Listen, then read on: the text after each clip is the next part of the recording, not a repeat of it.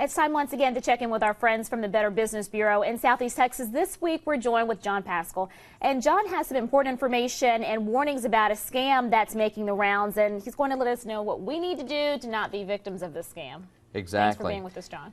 We see these scams come from time to time, and we've heard reports of this, but I've talked with several people personally who have gotten these phone calls. What happens here, Shelter, is that people get calls on their cell phone, but it usually only rings one time.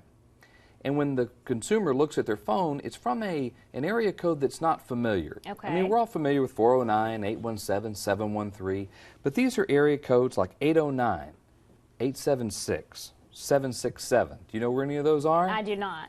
Dominican Republic, Jamaica, Dominica, British Virgin Islands. Okay. And what happens is that individuals, they don't know who it's from. One ring, so they call it back. As soon as on the other end picks up, 1995 hits the phone, they get put on hold, they hear music, other on hold information, and every minute that passes, it's another $9. Wow. And consumers are seeing this consistently on their phone bill. Okay, so during that time you're sitting there listening to music, waiting for someone to pick up, and you're being billed as you're doing that. Exactly. Wow. Completely unaware.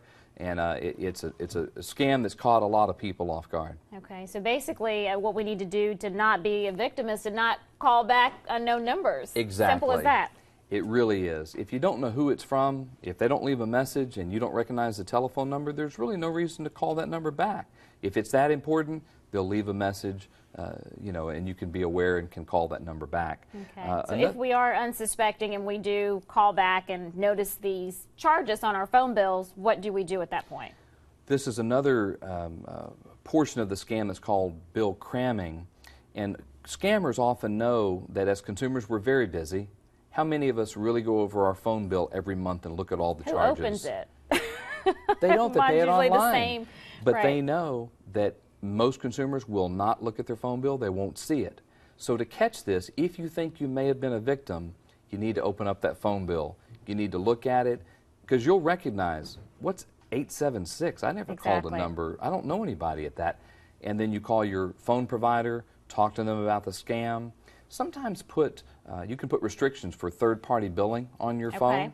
But you've got to look at your account. Check that out. But that's very important. And you can find out more information about this on the Better Business Bureau's website.